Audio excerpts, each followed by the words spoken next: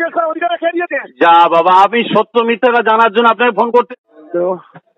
আমি ফুরফুরা শরীফ থেকে বলছি, এমএলএ শওকত মোল্লা বলছেন? হ্যাঁ বলছি। আচ্ছা, একটা খবর শুনছি ওই মিন্টু শিকারি বলে ভাঙড়, ওকে আপনি তুলে নিয়ে এসছেন, এরকম কি খবরটা কি সত্য কি? থানায় নিয়ে চলে গেছে। আচ্ছা, কি আপনি তুলেছিলেন না থানা তুলেছে? থানায় তুলে দিয়েছি আমরা।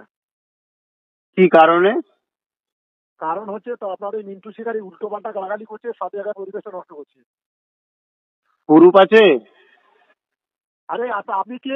কত বড় লাফা? আমি ফুরফুরা শরীফ থেকে বলছি, পীর সাহেবের ছেলে বলছি। আমি জানতে চাইছি আপনি যে বলছেন মিন্টু শিকারি যে গালাগালি, প্রুফ আছে কি? আপনি কত বড় লাফা হয়েছেন? আপনাকে জমে দেবো। কেন, এই জানাটা কি লাট সাহেবের ব্যাপার? আমি তো ভদ্রভাব আপনাকে জানতে চাইলাম। জিজ্ঞেস করে কিন্তু ভদ্রভাবে আপনাকে জানতে চাইছি যে আপনি যে বললেন গালিগালাজ করতে, ছেলেটাকে তো চিনি, ছেলেটা তো গালিগালাজ করার ছেলে নয়, তাই জিজ্ঞেস করলাম যে আপনি এর কাছে আপনাকে বলেছিল বাচ্চারে এই প্রুফ থাকলো।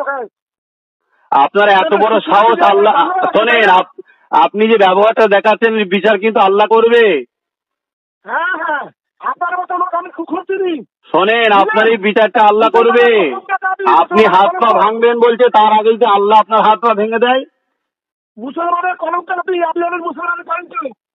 এটা আপনি যেটা বলছেন, আমি তো শুধুমাত্র আপনার কাছে শুনলাম, তাই সত্য মিথ্যাটা জানার জন্য আপনাকে ফোন করলাম। যা বাবা, আমি সত্য মিথ্যাটা জানার জন্য আপনাকে ফোন করতে পারি না? আপনি একটা মানুষ, আপনাকে ফোন করতে পারি না? আমি একজন মানুষ, আপনাকে জিজ্ঞেস করতে পারি না যে ভাই খবরটা পেলাম সত্য না মিথ্যা? ভাই খবরটা আপনার কথা আপনি জিজ্ঞাসাবাদ করছেন কেন? আপনি যখন বললেন যে আরে বাবা, মানুষ মানুষকে জিজ্ঞেস করতে পারে না, আমি তখন আপনাকে জিজ্ঞেস করছি।